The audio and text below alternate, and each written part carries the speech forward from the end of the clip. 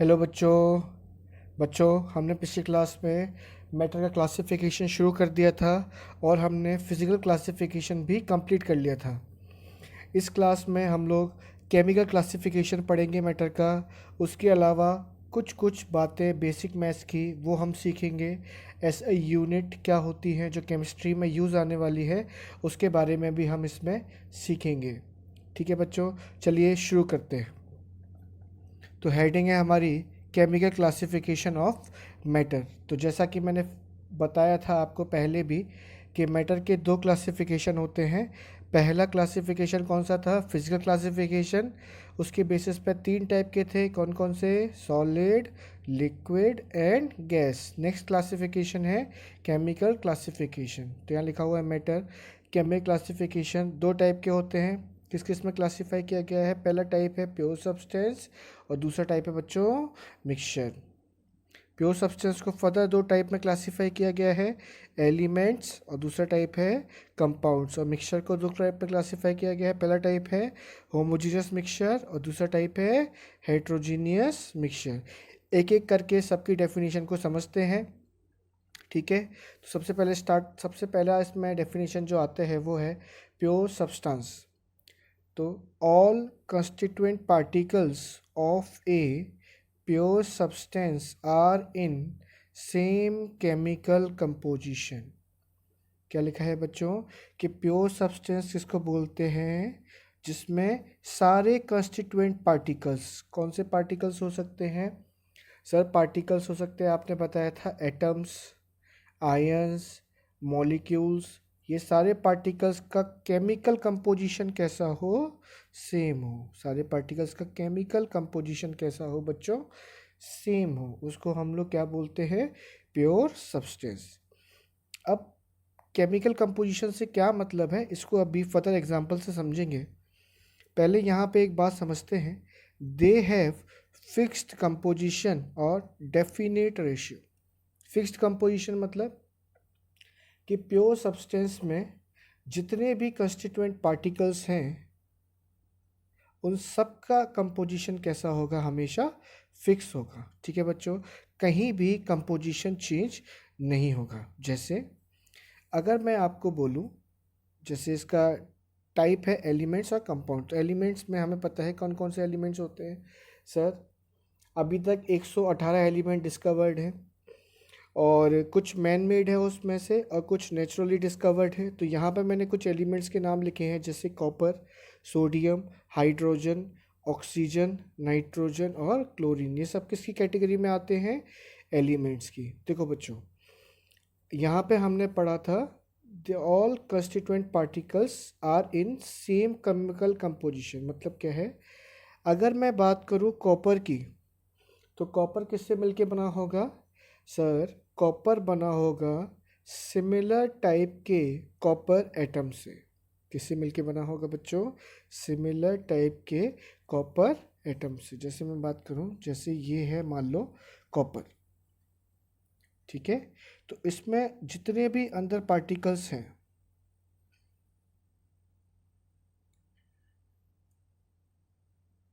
ये सारे पार्टिकल्स किसके होंगे? मतलब बिल्कुल सही, ये सारे पार्टिकल्स किसके होंगे? कॉपर के। तभी हम कॉपर को क्या बोल पाएंगे? ये एक एलिमेंट है। और यहाँ पे जो पार्टिकल्स हैं वो कौन से पार्टिकल्स होंगे? एटम्स। यहाँ पे जो पार्टिकल्स हैं वो कौन से होंगे बच्चों? एटम्स होंगे। अगर मैं बात करूँ O2 की, तो O2 में जो पार्टिकल्स हैं वो सारे किसके होंगे सर? O2 के पार्टिकल्स जो होंगे, तो O2 हमारा जो एलिमेंट है वो किससे मिलके बना होगा? O2 के पार्टिकल्स के। मतलब ये जितने भी मैंने छोटे छोटे पार्टिकल्स बनाए हैं, ये सारे के सारे पार्टिकल्स किसके हैं? O2 के। ठीक है बच्चों, लेकिन इस केस में अब O2 के दो एटम्स हैं, तो यहाँ पे इन पार्टिकल्स को हम एटम्स ना बोल के क्या बोलेंगे? मॉलिक्यूल्स। वापस समझा रहा हूँ। कॉपर में सिंगल कॉपर था, इसलिए जो पार्टिकल्स थे उनको हमने क्या बोला? एटम्स। ऑक्सीजन दो O2 थे, ऑक्सीजन के दो एटम थे, तो यहाँ पे जो पार्टिकल्स होंगे, कंस्टिट्यूएंट पार्टिकल्स होंगे, उनको हम लोग क्या बोलेंगे बच्चों? मॉलिक्यूल्स। जैसे आगे बढ़ते हैं, अगर सोचें कि Na में जो पार्टिकल्स होंगे वो क्या होंगे, बताओ, एटम्स या मॉलिक्यूल्स? तो क्या बोलोगे सर, Na सिंगल है तो इसमें जो पार्टिकल्स होंगे वो क्या होगा, बोलो, atoms of Na sodium. H, बताओ इसमें पार्टिकल्स क्या होंगे, तो इसमें पार्टिकल्स होंगे एटम्स ऑफ हाइड्रोजन। N2 में किसके पार्टिकल्स होंगे, बताओ, एटम्स या मॉलिक्यूल्स? तो सर N2 में जो पार्टिकल्स होंगे वो होंगे, बोलो, एटम्स या मॉलिक्यूल्स? तो क्या आएगा आंसर, सर वो पार्टिकल्स होंगे मॉलिक्यूल्स। क्यों होंगे मॉलिक्यूल्स, क्योंकि N2 यहाँ पे क्या है, एक मॉलिक्यूल की फॉर्म में है। Cl2, क्लोरीन, जिसको हम लोग बोलते हैं क्लोरीन गैस भी बोलते हैं, तो इसमें पार्टिकल्स क्या होंगे, एटम्स या मॉलिक्यूल्स? तो इसमें क्या आएगा सर, इसमें भी पार्टिकल्स होंगे मॉलिक्यूल्स। और सारे मॉलिक्यूल किसके होंगे, Cl2 के। दो एलिमेंट डिफर कब करते हैं, जब उनके पार्टिकल्स क्या होते हैं, अलग अलग होते हैं। जैसे N2 के पार्टिकल्स क्या होंगे, N2 एटम में N2 के पार्टिकल्स होंगे, Cl2 में Cl2 के पार्टिकल्स होंगे। O2 एलिमेंट में किसके पार्टिकल्स होंगे, O2 के। इसी से हम लोग डिफर कर पाते हैं O2, N2 और Cl2 को। समझ में आ गया बच्चों? तो सिंपल सी बात है, अगर कोई एलिमेंट है तो उसमें कंस्टिट्यूएंट पार्टिकल्स भी क्या होंगे, सारे सेम होंगे, और सबका केमिकल कंपोजिशन क्या होगा, सेम होगा। ठीक है बच्चों, आगे बढ़ते हैं। नेक्स्ट है कंपाउंड। कंपाउंड सर हमने पढ़ा हुआ है बचपन में डेफिनेशन कि कंपाउंड क्या होता है, जब दो या दो से ज़्यादा एटम आपस में कंबाइन होते हैं तो क्या फॉर्म होता है, कंपाउंड फॉर्म होता है। क्या होता है बच्चों, फॉर्म, कंपाउंड फॉर्म होता है। तो यहाँ पे क्या लिखा है, व्हेन टू और मोर एटम्स ऑफ डिफरेंट एलिमेंट्स। अगर सेम एलिमेंट्स होगा तो क्या बन जाएगा, एलिमेंट बन जाएगा। अगर डिफरेंट एलिमेंट है तो क्या बनेगा, कंपाउंड। वापस बता रहा हूँ, अगर सेम है तो क्या बनेगा, एलिमेंट, इसको हम मॉलिक्यूल भी कह सकते हैं। अगर डिफरेंट है तो क्या बनेगा, compound. Combine together in definite ratio. Sir definite ratio का मतलब क्या है,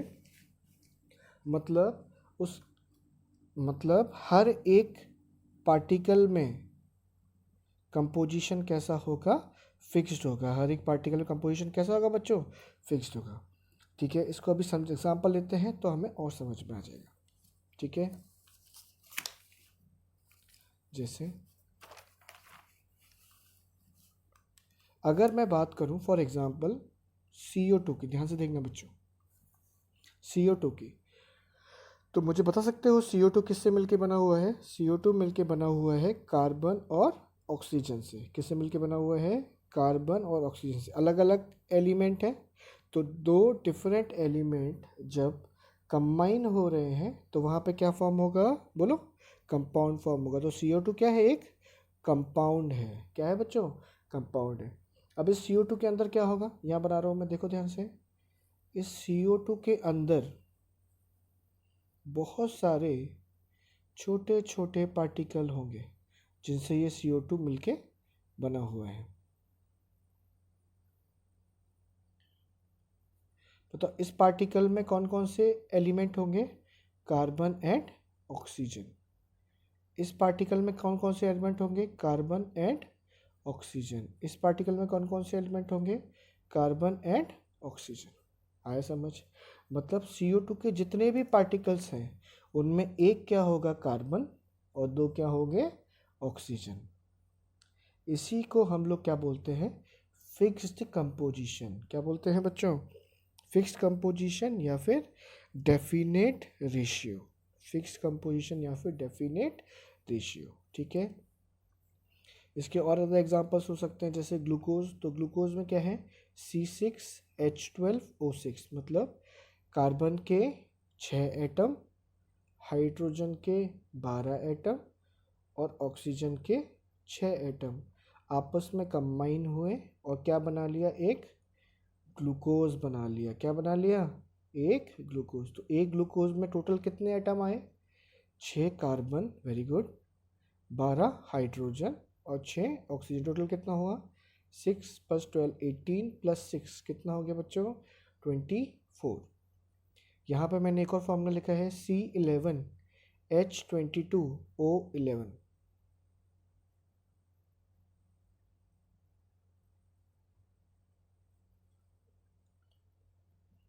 यहाँ बच्चों शुगर के फॉर्मूले में यहाँ पे C12H22O11 यहाँ में प्रिंट हो गया था। C12H22O11 मतलब कार्बन के एक शुगर के इस पूरे कंपाउंड में कार्बन के कितने एटम हैं 12, हाइड्रोजन के कितने एटम हैं 22, ऑक्सीजन के कितने एटम हैं 11। टोटल कितने हुए बोलो। तो ये हो गया 12 + 22 34 + 11 कितना हो गया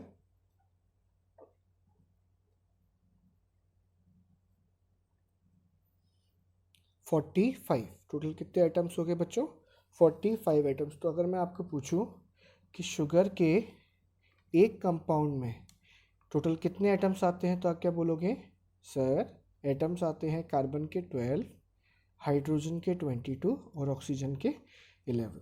नेक्स्ट है हमारे पास compound urea NH2CO NH2।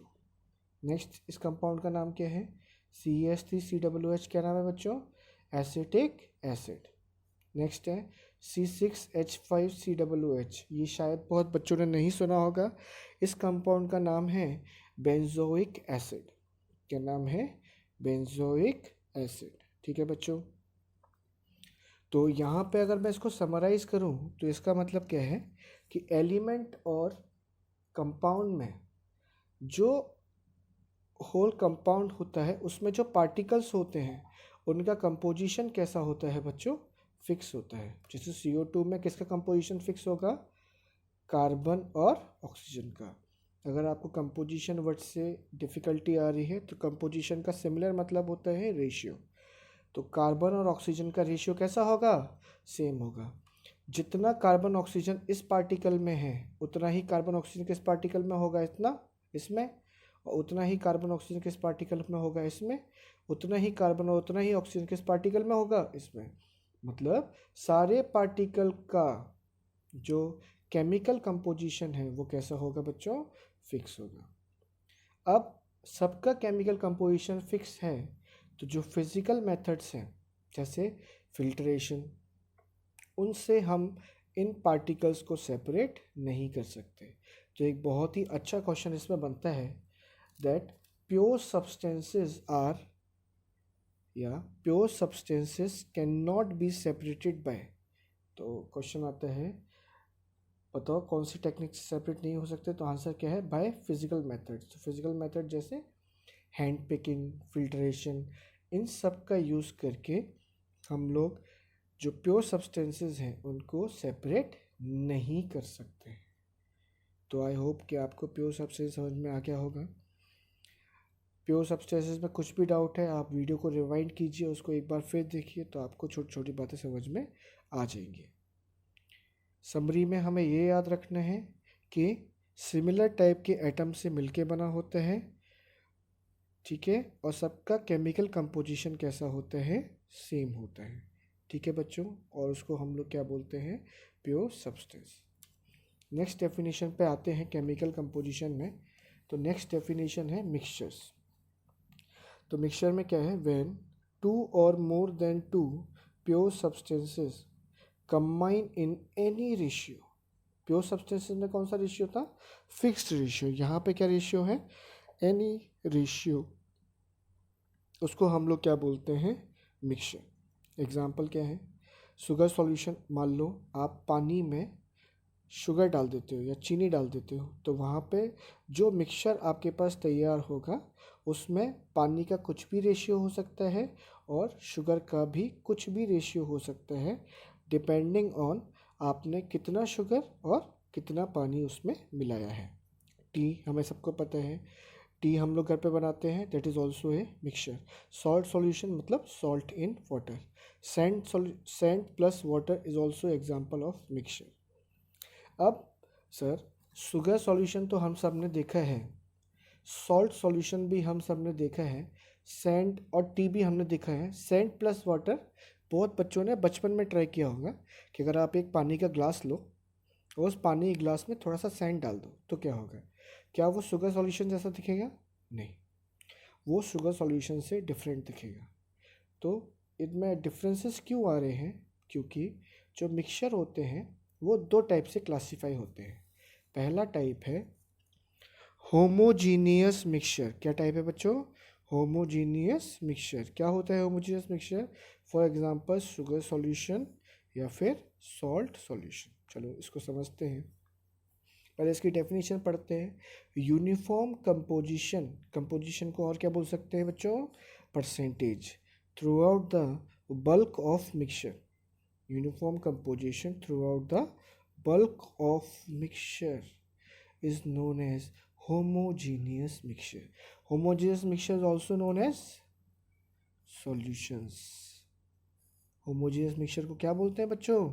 Solution. ठीक है बच्चों, ठीक है। जो देखते हैं, जैसे मान लो यहाँ पे मैंने वाटर लिया है और इस वाटर में मैंने बाहर से शुगर ऐड कर दी। H2O लिया था और बाहर से मैंने क्या ऐड कर दिया बेटा? शुगर ऐड कर दिया और इसको डिज़ोल्व कर दिया। तो डिज़ोल्व करने के बाद ये कुछ ऐसा बन गया। ये कंटेनर है हमारा। इस कंटेनर में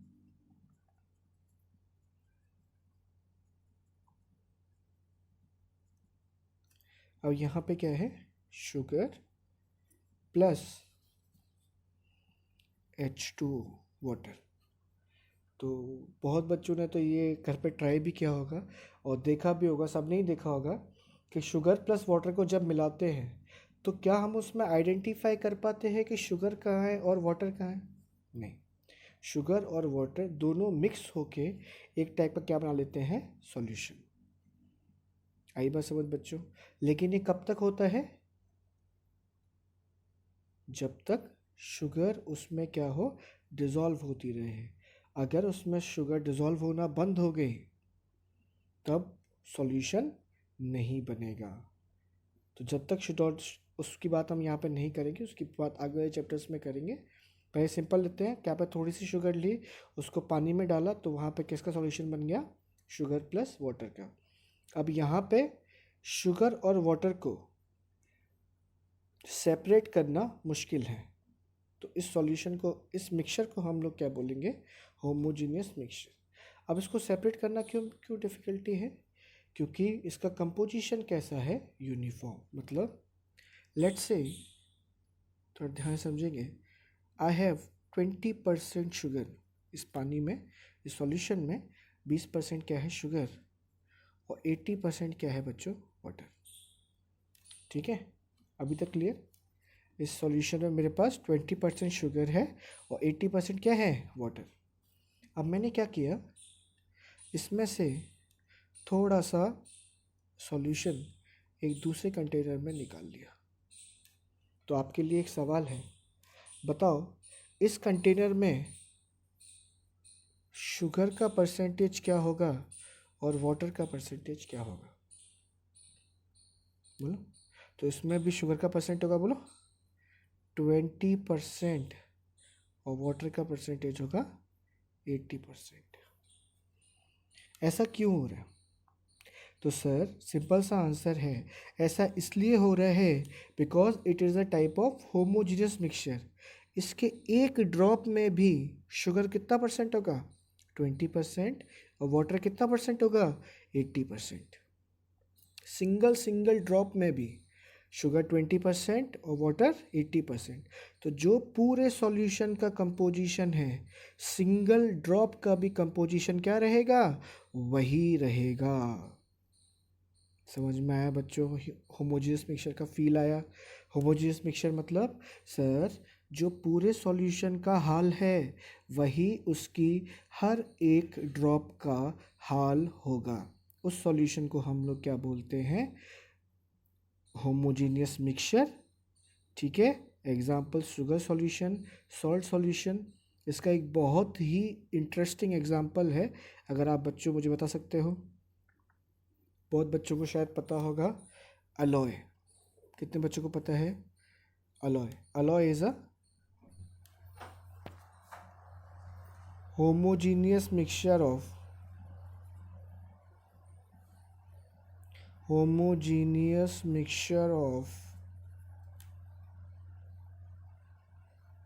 metal plus metal और metal plus non metal. Alloy किसका होमोजेनियस मिक्सचर होते हैं? मेटल मेटल का या मेटल और नॉन मेटल का। समझ में आया बच्चों? याद रह जाएगा ये वाला पॉइंट। अलॉय के एग्जांपल जैसे ब्रास, ब्रॉन्ज, बोलो, steel, stainless steel, this all are the examples of alloy. तो अलॉय में थ्रू आउट क्या होगा? Uniform composition. अगर मान लो यूनिफॉर्म कंपोजिशन अलॉय में नहीं होता तो कहीं तो हमें कुछ प्रॉपर्टी मिलती और कहीं कुछ प्रॉपर्टी मिलती, लेकिन ऐसा नहीं होता है। अगर हम कोई भी अलॉय, फॉर एग्जांपल ब्रास ले लें, तो ब्रास में हमें हर जगह क्या मिलेगी? सेम प्रॉपर्टी मिलेगी। चाहे हम ब्रास का इतना सा पीस लें चाहे इतना सा पीस लें, हमें दोनों की प्रॉपर्टी क्या होगी? सेम होगी। और क्यों होगा? रीज़न पता है सबको? Because it is a homogeneous mixture. समझ में आया बच्चों? मैंने कोशिश की है आपको डिटेल में समझाने की। आगे बढ़ते। तो नेक्स्ट मेरे पास जो क्लासिफिकेशन आता है वो है हेट्रोजीनियस मिक्सचर। हेट्रोजीनियस मिक्सचर क्या होता है बच्चों? Mixture which does not have uniform composition through out. जैसे अगर मैं सैंड को पानी में डाल दूँ तो क्या होता है? बोलो, नीचे सैंड जाके सेटल हो जाता है और पानी कहाँ रह जाता है? ऊपर रह जाता है। तो यहाँ पे हमें अलग अलग कंपोनेंट दिख रहे हैं। ये कंपोनेंट कौन सा है? सैंड। और ये कंपोनेंट कौन सा है बच्चों? वाटर। आया समझ? तो यहाँ पे यूनिफॉर्म कंपोजिशन है नहीं, यहाँ ऊपर वाले रीजन में कंपोजिशन अलग है और यहाँ नीचे वाले रीजन में कंपोजिशन क्या है बच्चों? अलग है। तो दोनों जगह कंपोजिशन क्या है? अलग है। तो ऐसे मिक्सचर को हम लोग क्या बोलते हैं? Heterogeneous mixture. हमारे 11th क्लास की और 12th क्लास की केमिस्ट्री में we will deal with homogeneous mixture mainly. ठीक है बच्चों, आप ये सब कुछ नोट कर लीजिए। Classification, pure substances. अगर आपका कोई भी डाउट रह जाता है तो प्लीज़ उसको कमेंट सेक्शन में लिखिए, मैं उसको सॉल्व करने की पूरी कोशिश करूँगा। ये एग्जांपल्स बच्चों, इसको आप लोग ठीक कर लीजिएगा। यहाँ पे आएगा C12H22O11 formula of sugar, this is urea, NH2CONH2। ठीक है बच्चों, this is acetic acid and this is benzoic acid. तो यहाँ लिख देता हूँ नाम, बेंजोइक एसिड, BENZOIC एसिड। ठीक है बच्चों, होमोजीनियस मिक्सचर पूरा क्लियर है? हेट्रोजीनियस मिक्सचर पूरा क्लियर है बच्चों? ठीक है। हेट्रोजीनियस मिक्सचर का और क्या एग्जांपल हो सकता है? मान लो हम शुगर प्लस सॉल्ट को मिलाते हैं, that is the example of heterogeneous mixture. ठीक है, आगे बढ़ता हूँ बच्चों। अब यहाँ पे हम लोग बात करते हैं कुछ बेसिक मैथ्स की। तो बेसिक मैथ्स, तो यहाँ पे मैं लिखा है बेस फिजिकल क्वांटिटीज़। आपको इसके बारे में पता होना चाहिए और ये सारी क्वांटिटीज़ याद होनी चाहिए। जैसे यहाँ पे मैं लिखा है ऐसा यूनिट का मतलब सब लोग जानते हैं, international unit, international system of units. तो जो इंटरनेशनली सारी यूनिट मानी जाती हैं वो मैंने यहाँ पे लिखी है। मेनली 7 बेस यूनिट्स होती हैं। कौन कौन सी है? Length, mass, time, electric current, thermodynamic temperature, amount of substance and luminous intensity. इस चैप्टर में हम लोग मेनली डिस्कस करेंगे इसके बारे में, अमाउंट ऑफ सब्सटेंस। मैंने आपको कल भी बताया था कि मेनली हम इस चैप्टर में किसके बारे में पढ़ने वाले हैं? मोल के बारे में। तो मोल को रिप्रेजेंट करते हैं MOL से और अमाउंट ऑफ सब्सटेंस का सिंबल होता है स्मॉल n। टेम्परेचर का सिंबल होता है कैपिटल T, इसकी यूनिट होती है केल्विन। ल्यूमिनस इंटेंसिटी को रिप्रेजेंट करते हैं IV से और इसकी यूनिट है कैंडेला, CANDELA, रिप्रेजेंट करते हैं CD से। ये तो पढ़ा ही हमने, लेंथ, मास, टाइम। इलेक्ट्रिक करंट शायद नया होगा, रिप्रेजेंट करते हैं आई से, यूनिट होती है एम्पियर, और यहाँ पे इसका सिंबल होता है कैपिटल ए। अब मैंने यहाँ पे कुछ प्रीफिक्स लिखे हैं जो एसआई सिस्टम में हमको काम आते हैं। मैंने एसआई सिस्टम का भी आप फुल फॉर्म बताया, इंटरनेशनल सिस्टम ऑफ यूनिट्स, ठीक है। जैसे 10 को क्या बोलते हैं, डेका, 10 की पावर 2, 10 की पावर 2 इसको क्या बोलते हैं, हेक्टो। 10 की पावर 3 क्या बोलते हैं, किलो। 10 की पावर 6 क्या बोलेंगे, मेगा। 10 की पावर 9, 10 की पावर 9 गीगा। 10 की पावर 12 टेरा। 10 की पावर 15 पीटा। 10 की power 18 exa, E X A. 10 की power 21 zeta, Z E T A.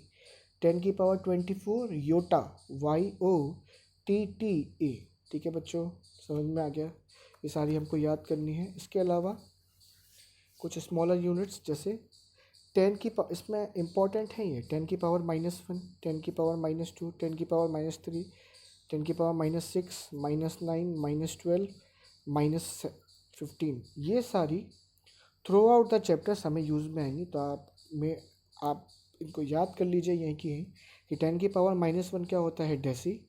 10 की पावर -2 क्या होता है, सेंटी। -3 क्या होता है, मिली। -6 क्या होता है, माइक्रो। -9 क्या होता है, नैनो। -12 क्या होता है, पीको। -15 क्या होता है, femto. -12 is pico, -15 is femto. 10 की पावर -18 क्या होता है, ATTO, एटो बोलते हैं। 10 की पावर -21 इज जेप्टो। 10 की पावर -24 इज योक्टो। अब यहाँ पे मैंने एक एक्स्ट्रा मेंशन की हुई है, 10 की पावर -10, ये ऐसा ही यूनिट में नहीं आती है, लेकिन ऐसा ही प्रीफिक्स कहेंगे इसको, ऐसा ही प्रीफिक्स यूनिट में नहीं आती है, लेकिन इसको हमको याद रखना है। 10 की पावर -10 को हम लोग क्या बोलते हैं, एंगस्ट्रॉम, साइंटिस्ट का नाम है, ANGSTROM, ANGSTROM। ठीक है बच्चों, तो ये आप याद रखिएगा। इसमें है यूनिट इंपॉर्टेंट, एक तो डेका, किलो, मेगा, गीगा। उसके अलावा ये सब एक्सा भी यूज़ होता है, लेकिन बाकी सब बहुत ही कम यूज़ होते हैं केमिस्ट्री में।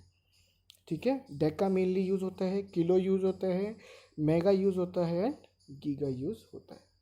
ठीक है बच्चों, तो यहाँ आपका क्लासिफिकेशन ओवर होता है। इस क्लासिफिकेशन के बाद हम लोग बढ़ते हैं हमारे नए टॉपिक पे, जिसका नाम है scientific notation and significant figure. तो जो बच्चे अभी 12th में हैं उनको भी डाउट होता है इस टॉपिक में, सिग्निफिकेंट फिगर। जो बच्चे अभी 11th में आए हैं वो इसको ज़रूर पढ़ें, क्योंकि यहाँ पे मैं आपको, ऐसा तो नहीं बोलना चाहिए, पर मैं आपको अपने एक्सपीरियंस से बता सकता हूँ कि अगर आप इसको फॉलो कर ले, तो जो मैं भी पढ़ाने वाला हूँ, तो आपको सिग्निफिकेंट फिगर में कभी भी कोई भी परेशानी नहीं होने वाली है। ठीक है बच्चों, तो सबसे पहले एक बेसिक चीज़ देख लेते हैं, बहुत ही छोटा सा है, साइंटिफिक नोटेशन। साइंटिफिक नोटेशन क्या होता है, किसी भी नंबर को, चाहे वो नंबर 1 से बड़ा हो चाहे 1 से छोटा हो, किसी भी नंबर को अगर हमें साइंटिफिकली डिनोट करना है, जैसे आपने साइंटिफिक कैलकुलेटर में भी देखा होगा, ऐसे आता है 10 into 10 raise to power n, n into 10 raise to power n। n कोई नंबर है और ये 10 की पावर में कोई दूसरा नंबर है। ठीक है बच्चों, तो यहाँ देखते हैं, जैसे 232.508, तो मुझे इसको किस में रिप्रेजेंट करना है, साइंटिफिक नोटेशन में। तो कैसे आएगा, इस डेसिमल को मुझे 2 प्लेसेस पीछे शिफ्ट करना है। हमें क्या करना है, एक नॉन ज़ीरो डिजिट, उसके बाद क्या लगाना है, डेसिमल। एक नॉन ज़ीरो डिजिट, उसके बाद क्या लगाना है, डेसिमल। यहाँ पर डेसिमल कितने डिजिट के बाद है, 3 के बाद, 1 2 3। हमें कितने के बाद लाना है, 1 के बाद। तो सिर्फ इसको कन्वर्ट करना है, तो कन्वर्ट कर दिया, 2 डेसिमल प्लेसेस पीछे शिफ्ट कर दिया। तो 10 की पावर किससे मल्टीप्लाई करना पड़ेगा, 2 से, या फिर इसको हम लोग बोल सकते हैं 100 से। ठीक है बच्चों, बहुत ही इजी है। क्या करना है, इस डेसिमल को कहाँ शिफ्ट करना है, एक नॉन ज़ीरो डिजिट के बाद। नॉन ज़ीरो डिजिट इसमें कितनी है, 2, तो यहाँ पे 3 के बाद है, इसको किसके पहले ले जाए, इसको किसके बाद ले जाना है, 2 के बाद। ठीक है, देखो जैसे यहाँ पे इस डेसिमल को कहाँ शिफ्ट करना है, 1 के आगे, मतलब 1.6। तो हमने डेसिमल को कितने आगे शिफ्ट किया, 1 2 3 4, 4 प्लेसेस, तो क्या आ जाएगा 10 का पावर -4। ठीक है बच्चों, जैसे अगर मुझे मल्टीप्लिकेशन करना है तो ये देखो ये किस फॉर्म में लिखा हुआ है, it is in the form of scientific notation.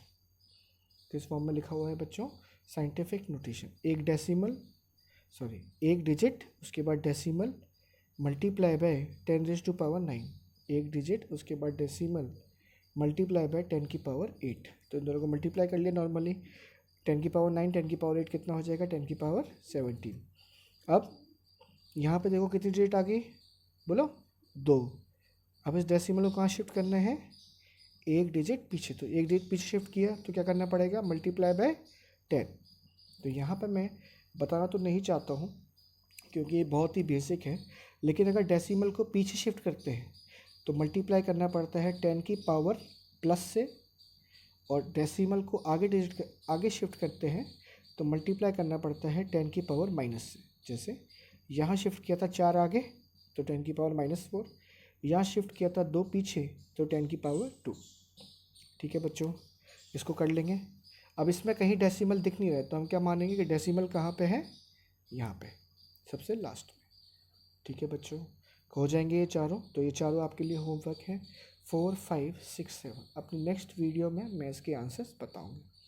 Next video में हम लोग इस टॉपिक के बारे में पढ़ेंगे। टॉपिक का नाम है सिग्निफिकेंट फिगर। क्या होता है सिग्निफिकेंट फिगर, क्यों इसका इम्पोर्टेंस है, और इसके साथ साथ इसको कैलकुलेट कैसे किया जाता है। उसके साथ साथ हम IIT JEE में प्रीवियस ईयर में जो भी क्वेश्चन सिग्निफिकेंट फिगर पे पूछे गए हैं उनको भी डिस्कस करेंगे। तो अगर आपको ये वीडियो अच्छा लगा और समझ में आया जो मैंने पढ़ा है तो प्लीज़ मेरे वीडियो को लाइक कीजिए, अपने डाउट्स को कमेंट सेक्शन में लिखिए और इस चैनल को सब्सक्राइब कीजिए। मैं पहले ही बता चुका हूँ, नेक्स्ट क्लास में हम लोग पढ़ेंगे सिग्निफिकेंट फिगर के बारे में। Thank you very much.